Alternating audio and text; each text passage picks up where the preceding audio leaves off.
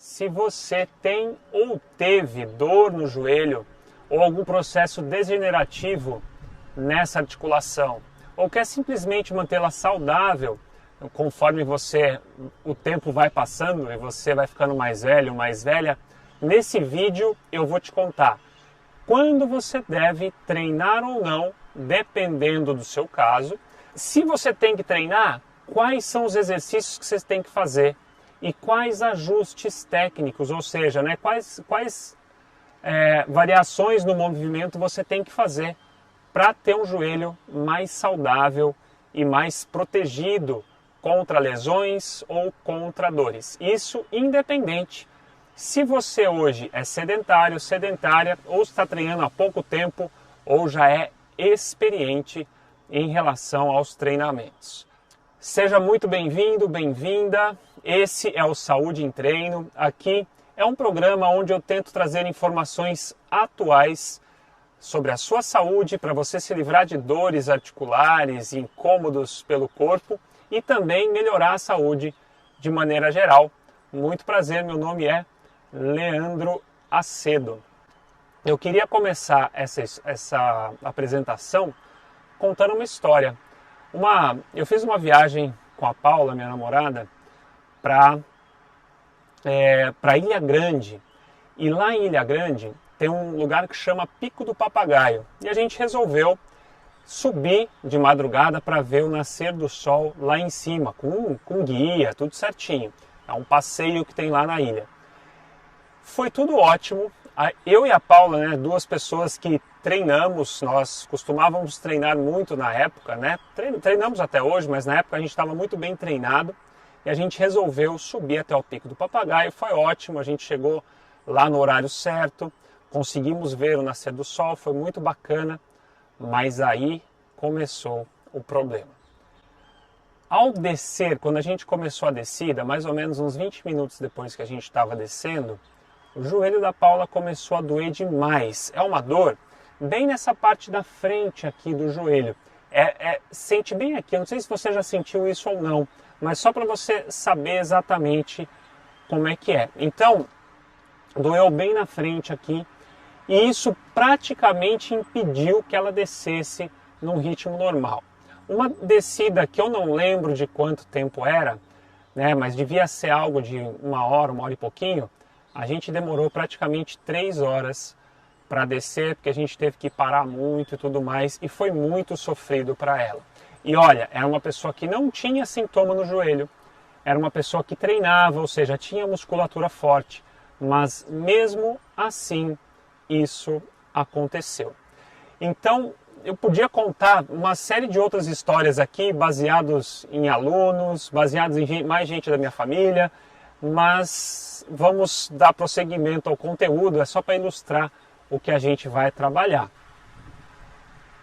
Todas as dores no joelho são a mesma ou tem alguma diferente, são de diferentes causas? Óbvio, a resposta é óbvia. Tem diferentes causas, nem todas são a mesma e se resolvem do mesmo jeito. Então eu vou passar algumas aqui para vocês. Essa que eu contei na história, a dor anterior do joelho, ela chama exatamente assim, ela se dá bem nessa região aqui, você vai sentir bem nessa parte, bem na frente do joelho. E é muito comum, especialmente quando você está descendo escada ou descendo trilhas, rampas, o que quer que seja. Ela é mais comum de acontecer nessas ocasiões e também mais comum de acontecer em mulheres. Por que ela acontece? Geralmente por conta do atrito do fêmur, que é esse osso grande da coxa, com a patela. A gente chama de articulação patelofemoral. E quando tem um atrito, uma compressão nessa articulação, durante muito tempo, e sempre assim, sempre a dor ela depende do volume de tempo, ou seja, esse atrito tem que acontecer várias vezes para você começar a sentir dor. Se você sente uma vez se você faz isso uma vez ou outra só, ela não começa a doer.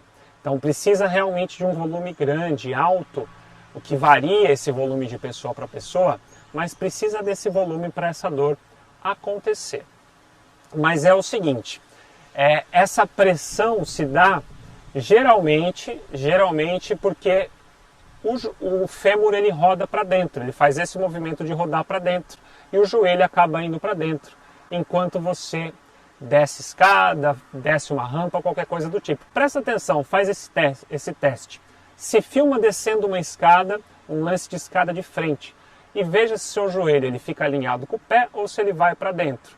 Se ele for para dentro, pode ser um sinal de algumas coisas aí, e eu vou abordar mais isso adiante no vídeo. Ou também tem outra dor que é muito comum, que é a pata de ganso, que dói na parte interna do joelho aqui embaixo, que é onde se insere, né, os músculos posteriores de coxa, alguns dos músculos posteriores de coxa. Também por uma tensão nessa região, o ligamento se insere ali. E isso acaba doendo, pode ser por conta de desequilíbrio do músculo dos posteriores de coxa em relação à parte anterior. E isso vai acabar doendo bem nessa parte interna aqui. E aí são outras maneiras de a gente abordar e vamos trabalhar isso também mais para frente. Também a gente pode sentir uma dor depois de muito tempo, que nem eu estou aqui falando com vocês. Estou aqui em pé, parado e fui com muito tempo nessa posição. Depois eu vou começar a andar e eu sinto dor. Ou estou lá sentado trabalhando durante muito tempo, fico lá, vou levantar, começo a sentir dor. Ou faço uma atividade repetida, uma caminhada muito longa, uma corrida muito longa. E esse muito longo vai depender de pessoa para pessoa, dependendo do condicionamento de cada um. E aí, depois desse tempo que você está fazendo uma atividade de maneira repetida, você começa a sentir uma dor no seu joelho ou depois que você para a atividade, algum tempo depois que você para a atividade. Pode ser porque seu menisco já esteja degenerado e os seus músculos não conseguiram impedir o atrito entre fêmur e tíbia. E aí você vai sentir também uma dor aí bem interna no seu joelho aqui nessa região. Então, ó, já são vários motivos e ainda tem mais um. A condromalácia, né, que é a degeneração da cartilagem que tem na parte interna da patela. Patela, aquele ossinho aqui da frente do joelho. Lá dentro tem uma camada de cartilagem. É normal que ela desgaste. Com o passar dos anos, todo mundo vai ter um certo desgaste ali. Isso chama condromalácia. Ela não dói por si só. Mas o excesso de contato ali do fêmur na patela, lembra da que eu falei lá no primeiro caso? O excesso de contato ali do fêmur na patela vai levar a gente ter aí uma dor nessa região. Então não é a condromalácia em si, mas é a falta de força, a falta de fortalecimento específico ou movimento um pouco errado aí que pode, dependendo da atividade que a gente estiver fazendo, que pode levar a isso ter dor. E antes de falar quais são os exercícios que você tem que fazer, eu vou te contar quais os erros mais comuns que você pode cometer quando você teve uma dor no joelho ou tem um desses processos degenerativos, não está sintomático e vai treinar. Ou você precisa começar a treinar, ou já treina e você pode estar cometendo um desses erros. Primeiro, achar que movimentos como agachamento vão te machucar. Olha, eu vou até pedir aqui para colocar uma série de artigos que eu estudei, vários artigos que eu estudei, para tentar entender melhor esse processo. E uma coisa é fato, exercícios de cadeia fechada, que é justamente o agachamento, quando o pé fica fixo e o corpo mexe, como o leg press também, por exemplo, esses exercícios, eles são fundamentais, inclusive no processo de reabilitação. Não tem processo de reabilitação de joelho sem exercício em cadeia fechada. Então, olha só que coisa interessante. O agachamento é seu aliado, ele não é o vilão. Ele vai ajudar você a ter um joelho mais saudável.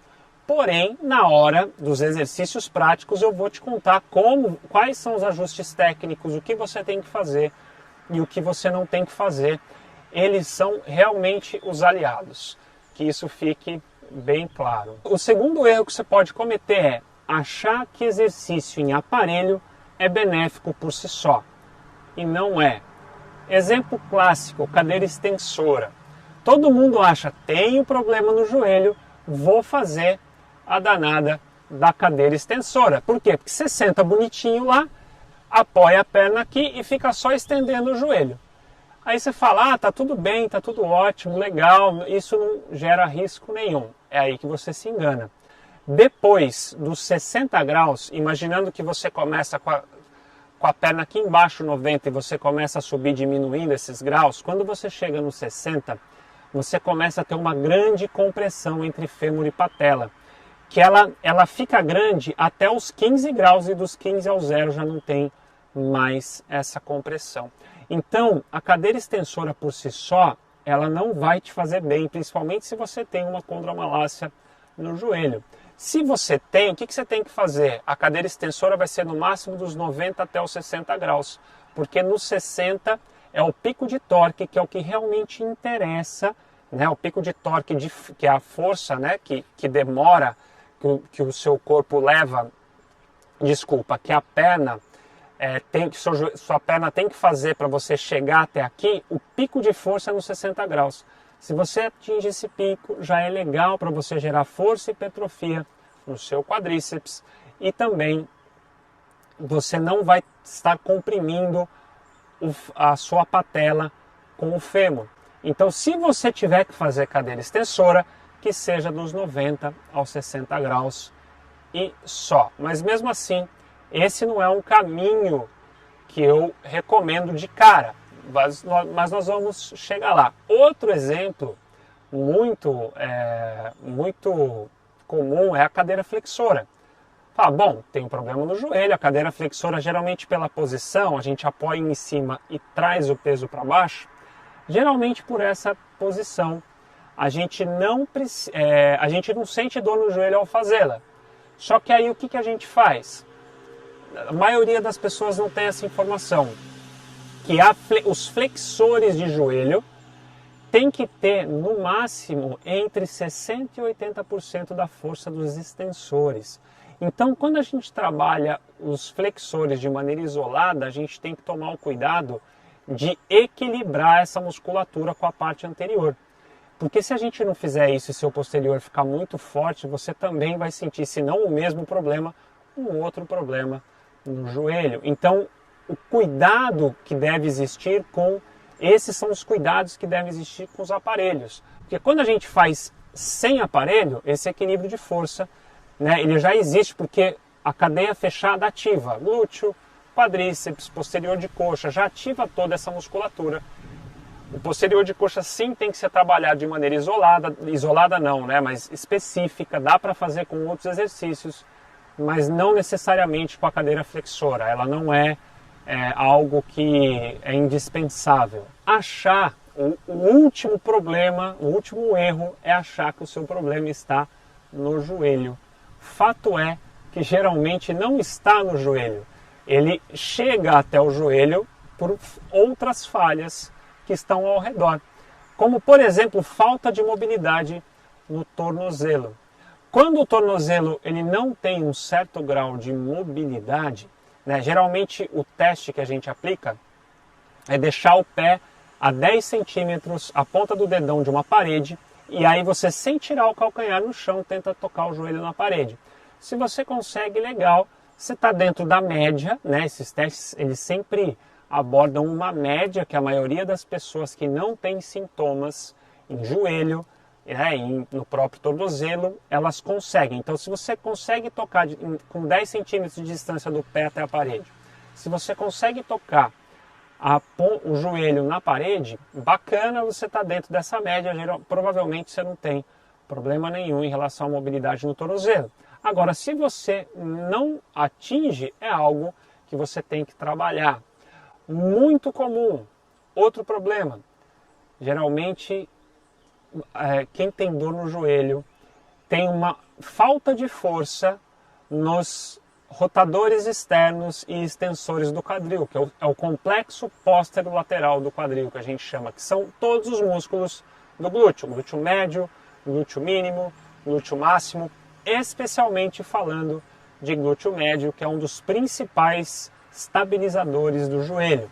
Então, se você tem alguma dor no joelho, provavelmente ou você tem um pouco de fraqueza nessa musculatura, ou ela é ativada no momento errado.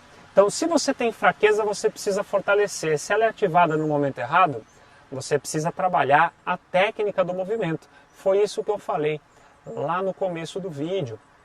E tem um outro detalhe também que é muito importante, que é o equilíbrio de força entre a parte anterior da coxa e a parte posterior da coxa. O quadríceps e os isquiotibiais, que são os posteriores de coxa. Então, estar com essa musculatura equilibrada também vai deixar com que seu joelho se mova de maneira equilibrada e não tenha uma resultante de forças que vá sobrecarregar a articulação e te gerar dor. E qual que é essa relação de forças? Quando a gente faz o teste isocinético, que é o padrão ouro, ou seja, o melhor padrão que tem, você senta naquela cadeirona que fica toda amarrada, você vai fazer força pra caramba, tanto para levantar, para estender o joelho, quanto para flexionar. De 100% da força que você consegue na extensão, você tem que estar por volta de 60% da força na flexão. 60% da força em relação à extensão. Então, de 100% da extensão, é 60% aproximadamente da flexão. Entre 60% e 80% são as pessoas, é o resultado das pessoas assintomáticas. Então, lembrando que esses testes, a gente sempre tem uma média de pessoas que não tem sintoma nenhum. Então, provavelmente o seu problema não está no joelho. Ou ele está na musculatura, ou ele está no quadril, dentro de um trabalho de força para a musculatura do quadril, especificamente falando do glúteo médio, ou no seu tornozelo, lá embaixo, porque tudo isso é uma cadeia, o membro inferior todo é uma cadeia, e uma coisa depende da outra para funcionar bem. Por isso também que trabalhar cadeira extensora e flexora não vai te garantir um bom resultado, porque se isso é uma cadeia, você tem que colocá-la para trabalhar junto. Se você trabalhar só isolado, isso não vai resolver nada. Então, por mais que você use a cadeira flexora e extensora, que são opcionais, vai depender do profissional que está trabalhando com vocês, a cadeia fechada, que é o que trabalha tudo junto, é obrigatório. Então, cadeia fechada é obrigatório, aparelho não necessariamente. O que você tem que fazer? Presta atenção nessa parte que é muito importante. Se você está com o joelho inchado, então, se você está com o joelho inchado, se você está num momento muito agudo de dor, então se agora está doendo bastante o seu joelho, ou ainda, se você teve um processo de dor, mas não melhorou, já faz 2 semanas que você tem uma dor e você não melhorou ainda, você vai procurar um médico. O processo comum, né, o que eu indico e o que é recomendado é procura o médico que vai te indicar uma fisioterapia também para você poder trabalhar da maneira adequada. Então você vai ter o diagnóstico médico para saber o que é, vai passar pela fisioterapia, vai ter alta da fisioterapia e vai começar um processo de fortalecimento. Então, olha lá, joelho inchado, ou se você está com uma dor muito forte que te impede de fazer os movimentos, ou ainda, se você tem uma dorzinha que está te incomodando, mas em 2 semanas ela não melhorou nada, então é melhor você ir visitar um médico para resolver logo isso de uma vez. Agora você já sabe o que fazer caso você esteja com esses quadros. Agora não, você não está com quadro nenhum de dor. Você vai fazer o processo de fortalecimento, mesmo que você tenha uma degeneração, talalá. Beleza, agora eu vou te explicar o que você tem que fazer. Primeiro, fortalecimento do complexo póstero-lateral do quadril, que é glúteo. Tem que trabalhar glúteo, especialmente glúteo médio, né? E todos os rotadores externos, que fazem o movimento de rodar a perna para fora, rodar o fêmur para fora. Também trabalhar a mobilidade de tornozelo, dependendo de cada caso, mas caso você não tenha certeza, trabalhe a mobilidade de tornozelo, isso será benéfico de qualquer forma. Outra coisa que é importante, também trabalhe mobilidade do quadril. É uma articulação que tem grande amplitude de movimento. Então, se você tiver uma grande amplitude, vai te ajudar sim a ter menos dor no joelho. A força é mais importante nesse caso, mas é um complemento legal também você trabalhar a mobilidade da região do quadril. E por último, melhorar a técnica dos exercícios. Fazer os exercícios de maneira bem alinhada, bem consciente, é o que eu recomendo para você, né? Mas para você, no caso, não só de quem tem dor no joelho ou algum processo degenerativo, mas para qualquer pessoa que queira treinar e ter essa articulação saudável. Agora é o seguinte, essa melhora técnica é nos exercícios, não é para você ficar sentando dentro de casa no sofá fazendo o movimento perfeito. Você senta do jeito que você está acostumado, sem pensar. Mas durante o treino, fazer o ajuste técnico é algo muito importante. Então agora nós vamos para a parte prática. Eu vou recomendar aqui os exercícios que vocês têm que fazer. Vamos lá? Olha só, o primeiro deles é o Ostra. Você vai precisar de uma band, de uma faixa elástica, ou aqui eu adaptei uma super band, ou você pode ter uma mini band, independente do que for. Você vai passar acima dos joelhos. Então, ó, sempre passa uma perna primeiro, aí estende, entra com a outra perna e pronto. Logo acima da patela, nunca sobre a articulação. Por que não sobre a articulação? Para não comprimir ela de maneira errada. Então, sempre acima da articulação ou um pouco abaixo, mas para esse exercício acima, tá? Vai ser deitado, deita de lado. Então, olha só. De lado aqui, alinha a coluna, deita a coluna no braço, mantém aqui uma curva natural da coluna, não precisa ficar mexendo nada aqui, só deixa a curva natural. E se você olhar mais de cima um pouquinho, vem cá, você vai ver que o meu pé está na linha da minha coluna aqui, ó. O joelho um pouco para frente e o pé na linha da coluna. É isso daqui. Você também pode colocar o joelho na mesma linha do corpo aqui para trás, tá? Mas para começar, eu recomendo que faça nessa posição aqui. E o exercício, na verdade, é bem simples. Você vai manter a posição, o joelho de baixo fica no chão, você vai fazer força para ele ficar no chão, e o de cima sobe e volta. É isso daqui. Sobe e volta. Esse é o Ostra, tá? O nome desse exercício é Ostra, porque ele imita, né, uma concha de ostra. E outro ponto importante, um erro muito comum, as pessoas vão fazer e acabam, ao abrir, abre muito a ponto de jogar a parte de cima da pelve para trás. Você tem que manter essa pelve parada e afastar o joelho o máximo possível. É isso daqui que você tem que fazer e só. Quanto que você vai fazer? Isso é muito importante. Você vai fazer 3 séries de até 20 repetições de um lado, 3 séries de até 20 repetições do outro, tá? Então faz de um lado, faz do outro, descansa 20, 30 segundos e vai para a segunda série. Faz de um lado, faz do outro. Então essa é uma recomendação geral. Depois no final eu vou passar direitinho para cada caso, se você é sedentário, enfim, ou se você já é mais experiente em treino, eu vou passar o que você tem que fazer, beleza? O segundo exercício que eu vou mostrar é o agachamento com pausa. Não vou nem tirar a band, é a mesma coisa. Então o movimento, a band vai ser a mesma coisa. Deixa eu tirar esse para o lado aqui. E é o seguinte. Você vai fazer a posição do agachamento. E aqui é legal porque ele é um exercício técnico para o agachamento também.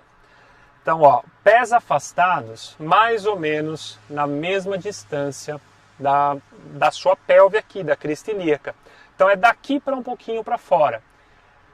Não fique com o pé totalmente paralelo. Algumas pessoas um pouquinho rodado para fora, outras pessoas um pouco mais, dependendo, né? Isso vai variar do quadril de cada um. Você tem que ver o que é confortável para você. Então, o porquê da band? Quando a gente começar a agachar, você tem que fazer força contra a band, porque isso vai ativar o seu glúteo médio. Então, esse é o grande ponto desse exercício aqui. Então você tem que fazer essa força para fora, mas sem deixar o pé lá no chão, sair a parte de dentro do chão. Então você tem que estar com o pé todo bem apoiado. Então agarra o chão com os dedos, para você ter a parte da frente do pé bem apoiada no chão, e os seus calcanhares têm que estar bem apoiados o tempo todo.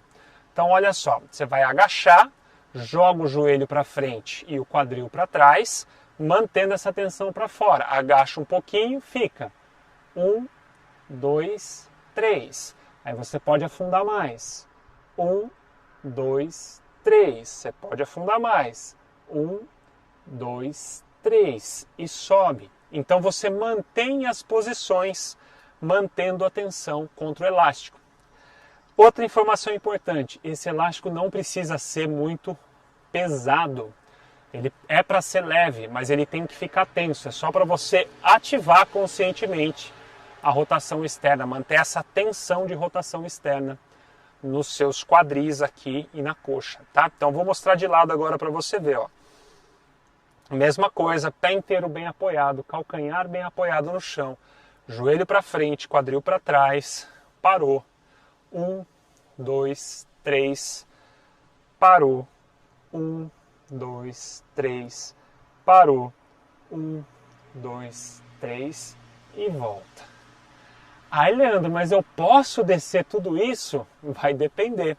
Se isso estiver te gerando dor, você vai descer menos, tá? Então você não precisa fazer as 3 etapas, você pode fazer só as 2 primeiras. O único ponto que eu não recomendo você parar é no meio do caminho, 90 graus. Porque aqui em 90 graus exatamente não é tão legal. Porque em 90 graus é o maior ponto de compressão entre fêmur e patela. Então, ó, faz 1/4 de agachamento, certo? Depois de 1/4 de agachamento, vai até a coxa ficar paralela com o chão. E aí, se você ainda tiver mobilidade, vai até embaixo. Depois você sobe. Tem um problema. Para algumas pessoas é muito difícil fazer isso e o tronco vai acabar ficando desabado. Aí a gente pode pegar um contrapeso, que eu trouxe aqui, ó, de 2 a 5 quilos, porque é para te ajudar a equilibrar, não é para colocar carga no exercício. Então você vai segurar na frente do corpo. O resto é a mesma coisa. E aí conforme você vai descendo, você afasta do seu corpo, porque isso vai ajudar a você ficar mais equilibrado ou equilibrada. E aí você sobe. Então, lembrando que se você já faz o agachamento legal, completo, você vai até o fundo, você pode aproveitar esse exercício para ir aprofundando o quanto você consegue agachar, lembrando que o seu calcanhar tem que estar bem apoiado. E não tem problema nenhum para o seu joelho fazer isso, pelo contrário, eu mostrei vários artigos aqui no começo, eles falam justamente sobre o agachamento profundo, que ele é benéfico, porque ele vai trabalhar mais músculos, vai ativar mais o glúteo, que vai ajudar a tirar a pressão do seu joelho enquanto você está agachando. Técnica correta, que é o que eu estou explicando aqui. O último detalhe, que eu vou passar de bônus, que é o seguinte: muita gente fala, ou falava pelo menos, que o joelho não pode passar da ponta do pé. E com certeza vocês viram meu joelho passando da ponta do pé aqui. O seu joelho não só pode passar da ponta do pé, como ele deve passar da ponta do pé. Esse é um dos detalhes do agachamento. Só que o seu peso tem que sempre também estar no calcanhar.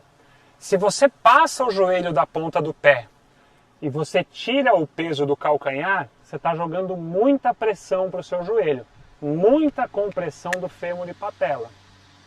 Agora, se o seu calcanhar está bem apoiado, o seu joelho pode passar, porque isso não vai gerar problema nenhum.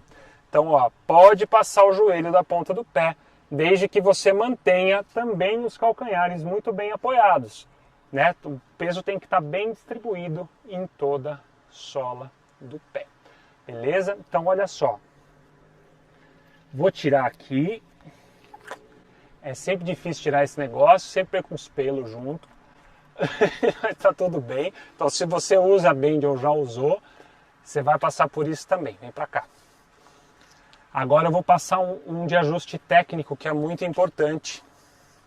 Vou usar esse espaço aqui, ó. Que é um agachamento unilateral. Esse agachamento é unilateral e a gente vai tocar, eu chamo ele de toca o chão, calcanhar no chão. Então, unilateral, calcanhar no chão. Vai pisar aqui. Vai subir aqui. Espero que eu não caia para lá. E puxa a ponta desse pé para cima, você vai tocar só o calcanhar lá no chão. Ó. Tocou, subiu. Tocou, subiu. Então é muito importante aqui você estar com a sola do pé todo, como no agachamento, bem apoiada. Agarre bem o pé, os dedos para baixo. E o seu calcanhar também tem que estar bem apoiado ali. E aí você vai manter essa tensão, a mesma tensão contra o elástico, você vai manter também aqui para rodar o seu joelho para fora. Ele vai apontar no terceiro dedo do pé. Ó. Tocou, caiu, voltou. Tocou, voltou, mantendo esse joelho estável. Mostra de lado um pouquinho agora, por favor. Que é o seguinte, ó. E o seu joelho tem que ir para frente e o seu quadril tem que ir para trás. Opa, vamos lá. Ó. Tocou, voltou. Ó, joelho para frente, quadril para trás, sem deixar a pelve rodar. Ó, não deixa a pelve abrir e muito menos a pelve fechar. Ela fica de frente para o mesmo lado. Tocou, subiu. Tocou, subiu. Leandro, e quantas repetições? No máximo 20 repetições desse, assim como no agachamento anterior que eu não falei, no máximo 20 repetições. Ainda tenho um exercício para mostrar. E a gente vai voltar aqui para o chão, que é aqui, ó. E que exercício é esse? Esse é um exercício danadinho, que a gente nunca consegue fugir dele. Prancha lateral. Bem que eu queria, ele não é meu preferido de fazer, mas ele é muito bom, não tem o que fazer. É bom para a coluna, é bom para o joelho, é bom para o quadril, então tem que fazer sim. Que é, especialmente quando a gente fala de joelho, tem um detalhe na prancha que é importante. Então, independente da gente fazer com o joelho apoiado ou com o pé apoiado, vou mostrar os dois. O ponto é que a perna de cima tem que estar suspensa. Por quê? Porque quando ela está apoiada, eu relaxo um pouco, eu tiro a atividade do meu glúteo médio da perna que está no chão. Quando eu subo, eu aumento essa atividade. Então, o grande detalhe da prancha para o joelho é elevar a perna de cima. E isso vai fazer com que eu ative meu glúteo médio e aí eu vou trabalhar esse músculo que é importante para estabilizar o joelho. Eu vou fortalecer bem essa musculatura. Então, esse exercício é super importante. Um detalhe, mostra mais de cima aqui. Ó, o quadril, quando eu subo, é como se eu estivesse levantando de um agachamento. Eu preciso estender. Eu não posso ficar parado aqui com o quadril para trás. Eu preciso estender esse quadril e formar uma linha reta, tanto da perna de baixo quanto da de cima. Ó. Então, ó, terminou, chegou aqui, ficou. Esse é o ponto, é um exercício isométrico. Agora eu vou mostrar a segunda opção, que é a prancha estrela, que aí já é para quem é mais avançado um pouquinho. Então sobe, estende tudo, viu que está tudo reto, cotovelo embaixo do ombro aqui, que é outro ponto importante para não machucar o cotovelo. Pode levantar o braço e subir a perna. Isso daqui vai fazer com que você ative o glúteo médio, tanto de baixo quanto de cima, mas principalmente o de baixo. Se eu ficar muito tempo aqui, já estava começando a tremer.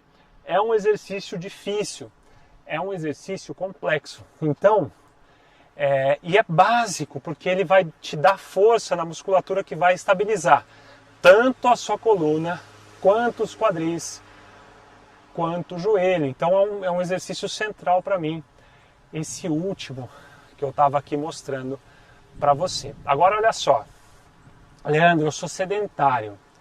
O que eu faço? Começa fazendo esses 4 exercícios, dia sim, dia não. Pode fazer de 2 a 3 vezes na semana e perceba se você está se recuperando bem nesses dias. Ou seja, se você mantém o mesmo volume que você fez num dia, você consegue fazer no segundo dia e consegue fazer no terceiro dia. Se você não consegue chegar no mesmo tempo ou repetições que você fez, quer dizer que está muito para você por enquanto. Faz 2 vezes na semana só. Tá? Então se você é sedentário, tome isso como... sedentário e vai começar a treinar. Tome isso como parâmetro. Agora olha só, se você já treina, coloca 2 vezes na semana. Porque certamente aí você já faz um agachamento, já faz um leg press, tem outros exercícios de perna que você vai fazer. Então você coloca esses exercícios 2 vezes na semana para te ajudar a fortalecer. Agora, se você já é uma pessoa avançada, ou seja, você já treina força, você já treina força há mais de 6 meses, 1 ano, já faz um agachamento profundo, já está fazendo legal esses exercícios, então o que você tem que fazer? Primeiro, use esses daqui que eu mostrei como aquecimento. Então, vai ter agachamento, coloca lá o mini band em volta do joelho, faz o agachamento sem peso, faz uma série de algumas repetições, 10 repetições, 15 repetições, o suficiente para aquecer sua musculatura sem fadigá-la. Isso vai te lembrar a colocar o peso no lugar certo do pé, ou seja, no pé inteiro. Vai te lembrar a ativar o glúteo na hora de fazer o agachamento. Então, esse exercício de ativação no aquecimento é super importante. Então, recomendo que você faça. Ou você pode também usar a prancha lateral, que é um exercício bem completo. Você pode usar o Ostra para ativar essa musculatura também. Então, você tem várias opções. Você pode usar uma ou 2 para você colocar no seu exercício ou como aquecimento para o seu treino principal. Agora, uma coisa é legal você fazer, independente de você ser sedentário, intermediário ou avançado. Melhore a técnica do movimento. Então, faça prestando atenção. Siga as orientações. Qualquer coisa você volta o vídeo aqui e pega as orientações do agachamento que eu passei ali para você fazer direitinho. Então, segue bem direitinho essas orientações que você vai chegar lá. Aí já fica numa boa técnica. E o que eu passei na mureta, que é o agachamento lateral, toca o calcanhar no chão, esse exercício é a mesma orientação para o afundo, para o recuo, para o avanço, que são todos os agachamentos unilaterais. Então é a mesma base, a orientação é a mesma. Então você volta nele, se você tem um desses outros exercícios, e trabalha a técnica dessa forma, que você vai melhorar. Então melhorar a técnica é sempre. Eu treino há muito tempo e até hoje eu preciso prestar atenção para melhorar a técnica no agachamento. E sempre acontece de quando eu começo a elevar a carga, problemas técnicos, né? Ou seja, eu começo a desviar a minha técnica. Por quê? Porque eu ainda não estou preparado para aquela carga toda. Reduz um pouquinho, trabalha mais um pouco com essa carga e depois aumenta a carga. Então não tenha pressa, porque o peso em si não é o que vai te fazer melhorar. Se você trabalhar o músculo até a fadiga, você vai ter um bom ganho de força e um bom ganho de hipertrofia. E se o seu caso é emagrecer, quando você leva o músculo até a fadiga, isso vai estimular o seu corpo a perder gordura também. Então assim, siga essas recomendações. O que eu queria falar hoje para vocês era isso. Valeu, muito obrigado e até o próximo vídeo.